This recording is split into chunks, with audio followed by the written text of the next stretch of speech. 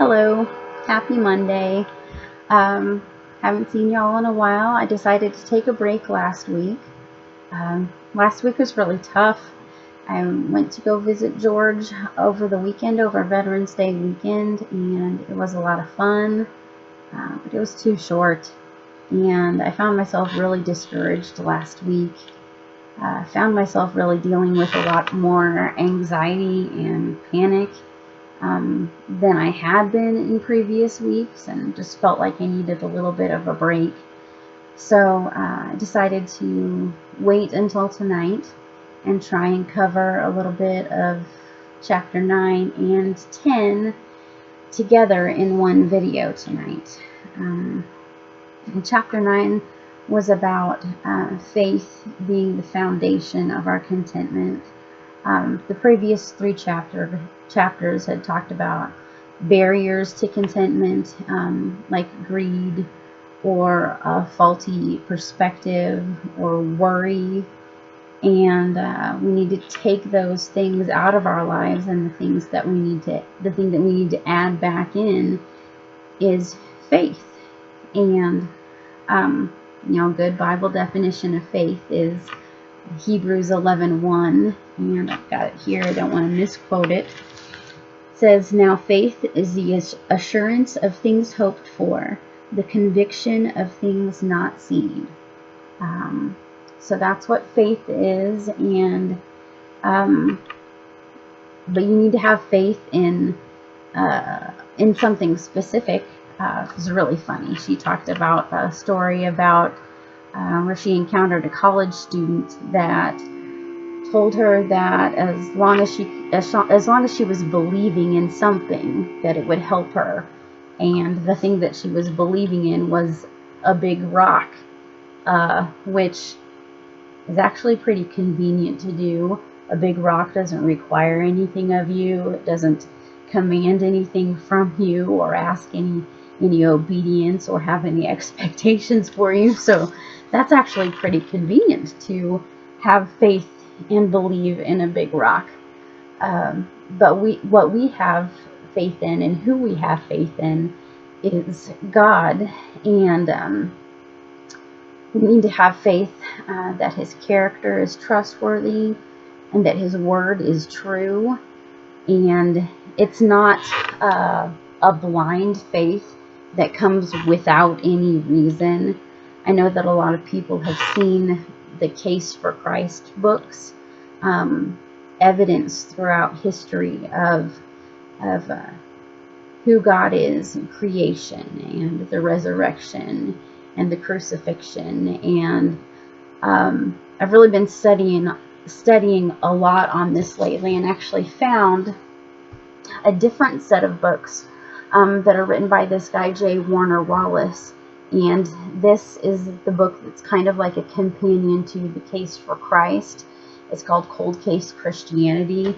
And I think the Case for Christ books are wonderful, but sometimes they were a little bit over my head, and these Cold Case Christianity books are really, really good at explaining things in layman's terms and adding logic and reason behind all of these things. So our faith is a very reasoned faith. It can be backed by evidence, and there's evidence out there if you're willing to look for it and spend time looking for it. And so we have this faith, and we have this faith in a God of character, and His words are true. And most of the people that are watching these videos have no trouble believing that God exists. But Hebrews 11 verse 6 says, "Without faith it's impossible to please Him, for whoever would draw near to God must believe that He exists." And that's easy for a lot of us, me and you guys that are watching these videos. Must believe that He exists, and that He rewards those who seek Him.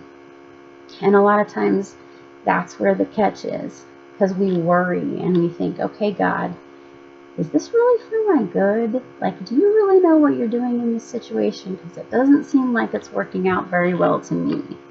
But we need to remember that to believe that he exists and that he rewards those who seek him. There's a lot more to cover in this chapter, but I just kind of want to move on to the next one, which is about what ifs, managing our what ifs. And she says that there's 2 spiritual diseases that she calls the if diseases. The what ifs, which deal with concerns about the future, and the if onlys, which deal with concerns about what has happened in the past. And so she takes a lot of time in this chapter to think about, to mention thinking about what your worst what ifs are, and what your what ifs are, and then what's the worst thing that could possibly happen. And that happens a lot with me. In the psychological world, they call that catastrophizing. And I do that a lot. But just knowing that even those worst what ifs, God is still in control of those. And if we can take those and we can learn how to accept them, then we can flourish even when we've got these things that aren't happening the way that we want them to. She talked about the biblical example of Paul, about how he feared death every day. And that was his worst what if.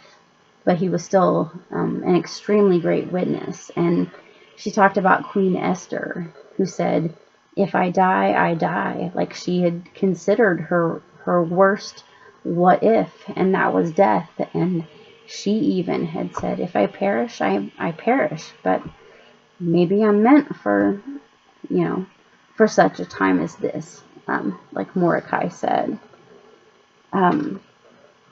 So I wanted to end the video.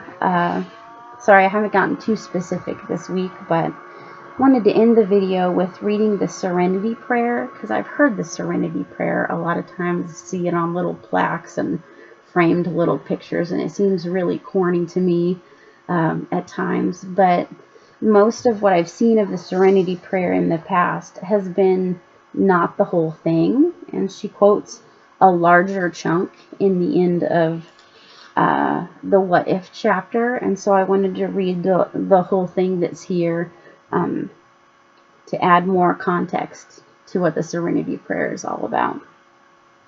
God, grant me the serenity to accept that which I cannot change, courage to change the things I can, and wisdom to know the difference, living one day at a time, enjoying one moment at a time, accepting hardship as a way to peace, taking, as Jesus did, this sinful world as it is, not as I would have it, trusting that you will make all things right if I surrender to your will, so that I may be reasonably happy in this life and supremely happy with you forever in the next. And that supremely happy with him forever in the next life is what Hebrews 11:1, the definition of faith, is all about. The assurance of things hoped for and the conviction of things not seen.